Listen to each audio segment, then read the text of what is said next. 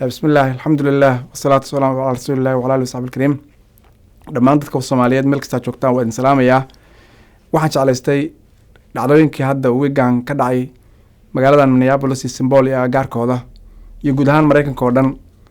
Aniga akhriskayga gaarka ah wixii iga soo baxay dhowr fikradood arrinta ku saabsan baan jeclaystay inaan dadka Soomaaliyeed la wadaago. Marka walaalayaal midda koowaad markii wax dhacaan oo dadka arrin mixnada ay dhacdo mixnadaas dadka bini'aadmiga duntiisa soo saarta kuwa fiican naficnaantooda la ogaadaa kuwa xunna xumaantooda la ogaadaa.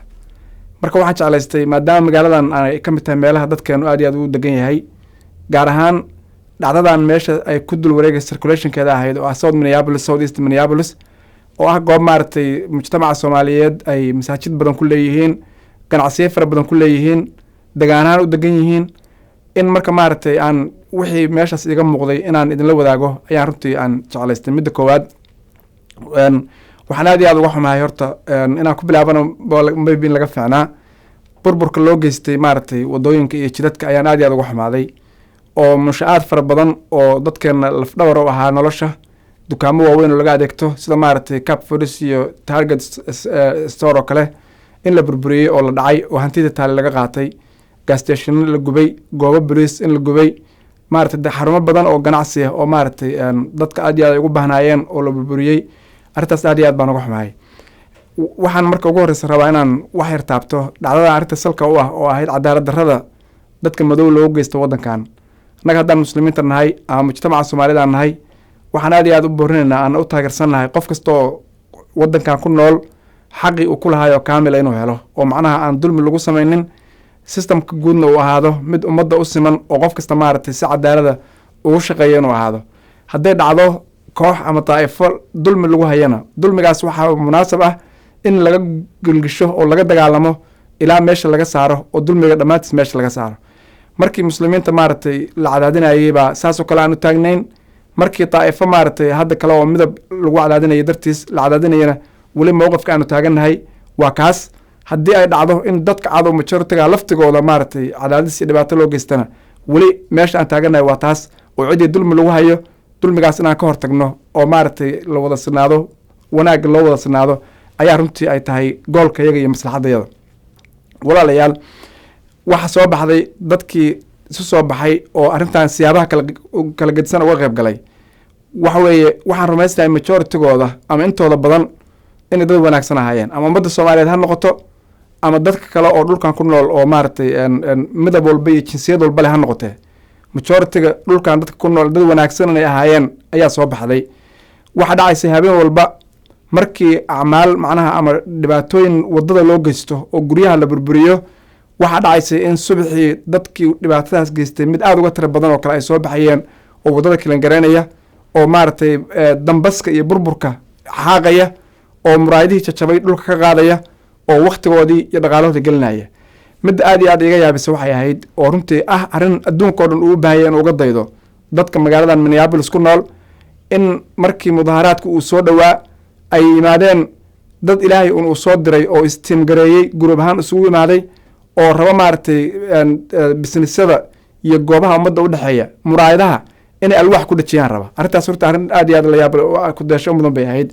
waxaa masaajidda noogu imaaday masaajidda waaweyn oo dhan Rawda iyo Abubakar iyo kulligood dad muraayado ku dhajinaya forfriya dhaqaalihii ayagu geliyey la imaaday khibradii iyo cilmigii iyo shaqadii ayagu qabanaya cid ay ka rabaan waad mahadsan tahay kaliya xataa leeyahay la arag. marka taas waxay ku tusinaysay dadkan duntiisa wanaagsan u leeyahay markii dadku ay shaqada qabanayaan oo carrada la kilan garanayo oo la xaaqayo dad baa waxay ku deeqayeen hantidoodii oo biyihii iyo cuntadii oo friya wadooyinka u soo dhigay. dhacdooyinkaas waa dhacdooyin ku tusinaya xilkasnimo. waxaan runtii aad iyo aad u xasuustaa markii magaalo kale weyn magaalada Muqdisho markii 1991kii burburku ka dhacay iyo burburkii halkan baan Iris barbar dhigay marka xasuusta Muqdisho waxa ay muuqataa dadku waxay ahaayeen si dad waddankan ka kala tagay oo kale oo aadan moodin qofna maaragtay inuu meeshan sii joogi doono wax kasta la burburinayo hore loo tuurayo wixii la qaadi kara qaadi wixii kale ka soco qof waxa uu jabinayo qof kale oranayo war ka joog aan lagu arag bay ahaayeen. waa qiyaaska maskaxda marka inta iga hartay iga muuqato weeye. laakiin halkan waxaan arkay markii habeenkii qofka shaqabkii dhibaatada wada uu xaqribo subaxii maaragtay waa la hagaajinayay isla markiiba dadkii waxaad arkaysa dhulka iska lahaa inay inta soo baxaan ay wax hagaajinayeen. taasi waxay ku tusinaysaa xilkasnimada qofka bani'aadmiga ku jirta. dadkana markii dadka noocaas oo kale inay wax hagaajiyaan raba ay bataan ayaa runtii maaragtay ay horumarayaan oo horumar ay yeelanayaan. taas intaasaan uga gudbayaa. dhacdooyinka unfortunate-ka aan aad iyo aad uga xumaay waxa weeye walaalayaal boobka loo geystay maaragtay dukaamadii wax la midka ah. marka waxaan si gaara ugu digayaa mujtamacayga Soomaaliyeed shakhsiyaad aan badnayn oo la oran karo maaragtay kunkii hal ma gaaran runtii baa maaragtay ka qayb galay boobkaas oo qaarkood sawirradooda ay soo baxeen. dadkaas waxaan usoo jeedinaya ilaahayna subxaana watacaala ka baqaan ayna xishoodaan dadka Soomaaliyeed iyo sharafta uu leeyahay iyo magaca maaragtay muslimka qofka muslimka ee dhulkan ku nool ee maradiisa iyo midabkiisa ay cadeynayaan qof muslim inuu yahay. qofkaas inuu sumcaddooda ilaaliyo oo uusan ceeb usoo jeedinin ayaa runtii aan usoo jeedinaya. waxa weeye waxaan idiin sheegaya walaalayaal boobka iyo dhaca hanti aadan lahayn diiniyan waa xaraam weeye. waa wax maaragtay aakhiradaadii u daran oo yani aakhira markaa tagto cadaab kugu noqonaya. waan aragnay maaragtay waxaa lagu jiraa coronavirus era sida maaragtay dadku u dhimanaya si dhaqsaa waad aragteen. markii aad dhimato adigoo maro aad qof ka soo xaday ama cagid caana aad meel ka dhacday ay kugu jirto liistigaaga ay kugu jirto arrintaas marka waxa weeye sidee uga fakanaysa cadaabka ilaahi subxaana watacaala. marka taa ha la iska ilaaliyo. qof kastoo muslima oo wax isku falaya oo sharaf leh ha iska ilaaliyo meel la boobayo boobkaas inuu ka qayb galo oo uu naftiisana dembi iyo aakhira waa usoo jiido mujtamaciisana ceeb iyo sumcad darro usoo jiido. waxaan ogahay walaalayaal diintu siday sheegayso qofka muslimkaahi marka uu ku dhiiranayo hanti uusan isaga lahayn inuu xoog ku dhaco oo uu qaato oo uu boobo markaas ayadaa wuxuu ka mid yahay maraaxisha iimaankiisu uu ugu daciifsan yahay ama qofkaas iimaankiisu meesha zero ku dhodhow buu gaaraya.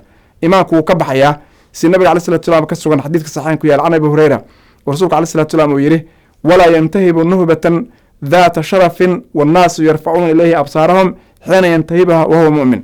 ma dhacda buu nabigu caleyhi salatu wasalaam yidhi qofku inuu hanti uu dad leeyahay uu dhaco oo mid qiimalo ah iyadoo loo jeedo oo kaamarooyinka ay qabanayaan oo markaas saas ugu dhiirado marka uu xadaayo isagoo iimaan leh. ma dhacda buu nabigu caleyhi salatu wasalaam yidhi.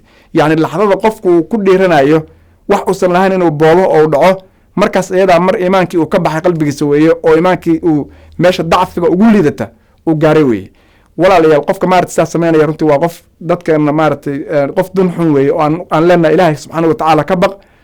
qofka magaalada ku nool oo shaqada ay available tahay meel kasta shaqadu ay taalo oo qofkii xataa aan shaqaysan karinin basiga noloshiisa meeluu dego iyo wuxuu cuno uu helayo inuu maaragtay dukaan la dhacayo oo uga qayb galo maaragtay inuu ka qaato telefishin qaato ama maaragtay wax saas kale u qaato waxaas waxay ku tusinaysaa qofkaas macnaha yani qof inuu yahay maaragtay aan diintii ku yaraatay inuu yahay.